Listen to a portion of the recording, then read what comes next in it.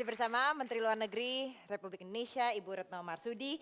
Kita mau nunjukin satu foto, ini satu foto yang cukup viral karena pada saat itu mungkin kita tahu Pak Jokowi sedang keluar negeri dalam rangkaian lawatannya ke luar negeri begitu, tapi ternyata juga ke Afghanistan pada saat itu. Ini Ibu dengan Dan Pas Pampres, ya. Bu, ini kenapa, apa yang terjadi Bu di foto ini? Apa yang lagi kenapa nih pada saat ini? Ini adalah sebuah refleks dari rasa syukur kita karena kalau presiden berkunjung ke luar negeri, menteri luar negeri ini kan kayak IO yang ngatur semuanya, termasuk berkoordinasi untuk masalah keamanan dan sebagainya. Nah, persiapan kunjungan ke Afghanistan merupakan salah satu persiapan yang sangat rumit sekali. Jadi 2 hari sebelum presiden mendarat ada bom meledak yang menewaskan lebih dari 100 orang. Kita kemudian sudah exercise, saya dengan Dan Pas Pampres dan tim presiden dan presiden juga, kita berbicara untuk mengakses mengenai kondisi keamanan. Presiden mengatakan kita yakin tentunya tuan rumah mempersiapkan keamanan dengan baik, hal seperti ini pasti bisa saja terjadi. Dan presiden pada saat saya sampaikan, apakah kita akan terus? Presiden mengatakan, saya terus. Oke, terus. Ibu nggak coba cegah tuh, nggak usah Pak, nggak usah ke sana gitu, nggak aman, abis bom gitu, nggak? Enggak, karena kalau saya ditanya, saya terus.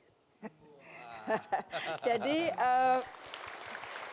karena kan kalau kita sudah berniat baik, niat baik itu kan kalau bisa ditunaikan secara lunas. Nah, terus pada hari hanya, di pagi hari,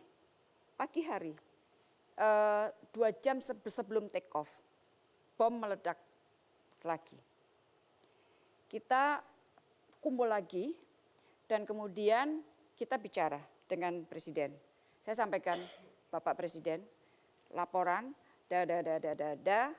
pertanyaan, lanjut atau kita abort? Presiden tanya, menurut Menlu, lanjut. Lanjut, mari kita lanjut. Nah, ini kenapa kita begitu insist? Karena ini sudah komitmen Indonesia ingin membantu Afghanistan. Dan Presiden Ghani datang 2017 dan beliau mengatakan, Indonesia, maukah Indonesia membantu kami untuk menikmati perdamaian yang sudah lebih 40 tahun kita tidak pernah nikmati. Jalannya pasti akan terjal, bumpy, mungkin panjang. Tetapi sekali lagi, kita ini kan hanya dihadapkan 2 pilihan. Melakukan sesuatu atau tidak melakukan sesuatu. Dan Indonesia memilih untuk melakukan sesuatu tentunya dengan segala resikonya. Dan kunjungan presiden ini sangat diapresiasi oleh masyarakat, oleh pemerintah Afghanistan. Dan mereka bahkan mengatakan turunnya salju itu buat Afghanistan ternyata merupakan berkah yang luar biasa.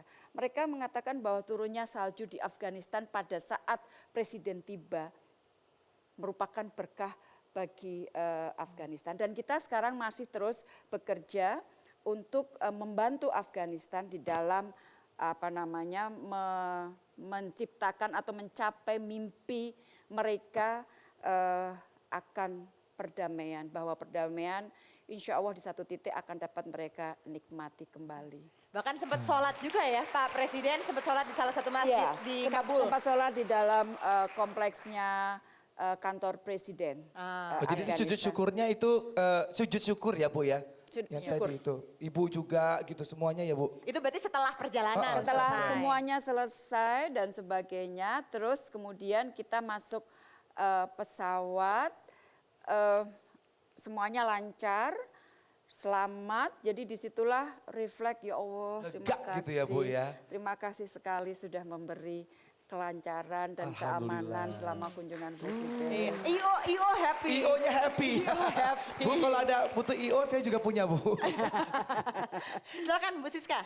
Jadi saya teringat dengan tagline politik luar negeri Indonesia di bawah Pak Jokowi terkait dengan diplomasi untuk rakyat dan salah satunya adalah perlindungan untuk rakyat gitu.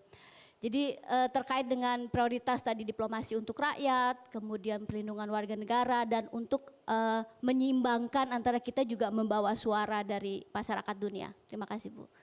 Kalau kita lihat politik luar negeri Indonesia, salah satunya tadi disampaikan adalah perlindungan warga negara Indonesia yang tinggal dan bekerja di luar negeri. Karena teorinya begitu Bapak Ibu ini keluar dari perbatasan Indonesia, maka keselamatan Bapak Ibu itu adalah menjadi tanggung jawab kami, para diplomat Indonesia.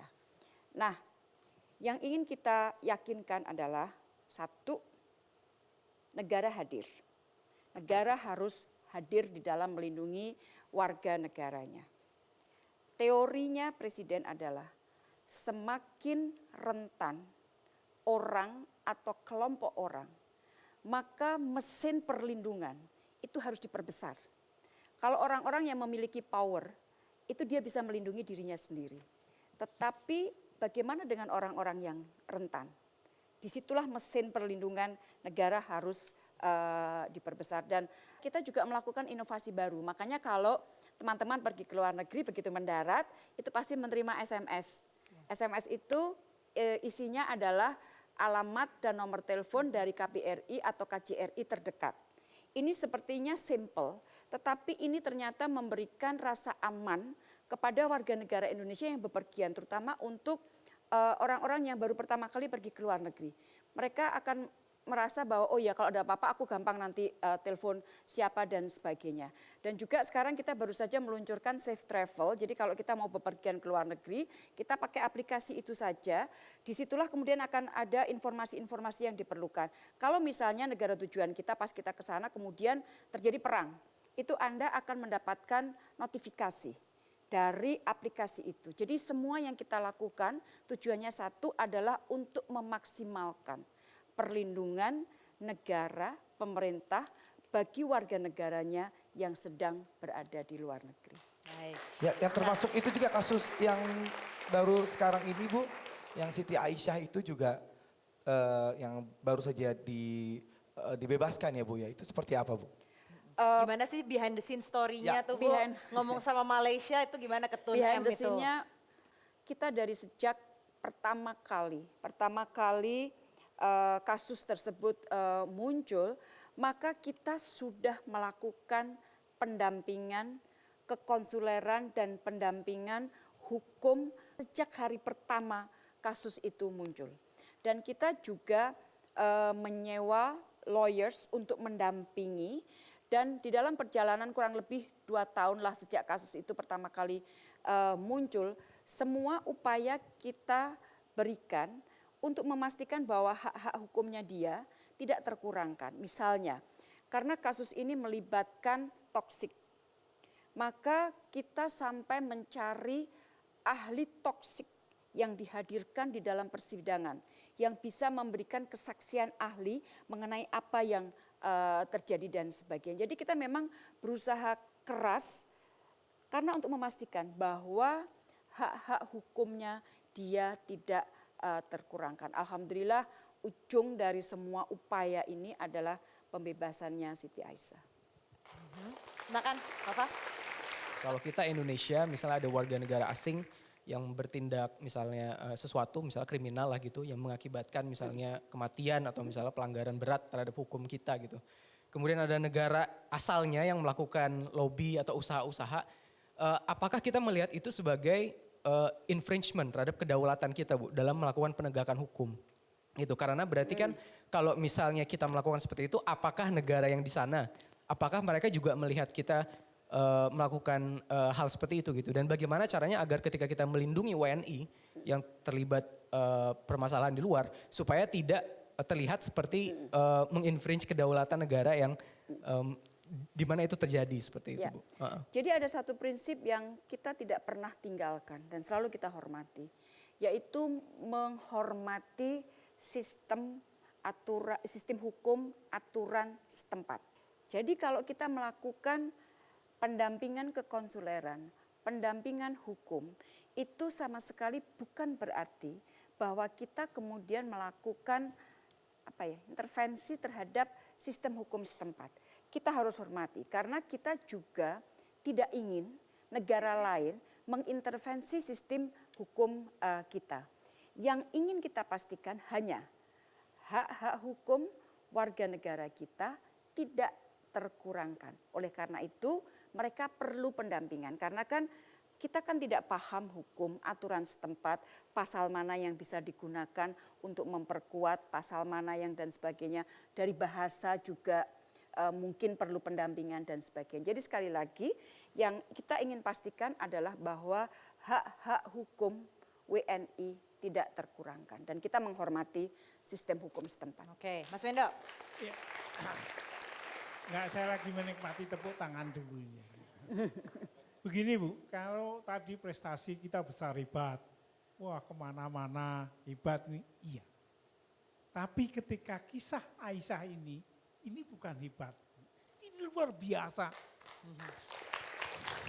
Saya bahkan nggak tahu saya usulan apa-apa, adalah Bu staf-stafnya yang di kedutaan itu yang ngurusin ini. Ibu dan tentulah dukungan semuanya atau Pak Jokowi atau apa juga luar biasa nih Bu. Saya kepengen tepuk tangan lebih banyak. Terima kasih Mas Wendo. Kita akan kembali lagi, kita harus break. Ini karena masih serius banget, harus dikasih games dulu Mas Wendo. Kita akan kembali setelah jeda pariwara berikut ini, tetaplah bersama kami.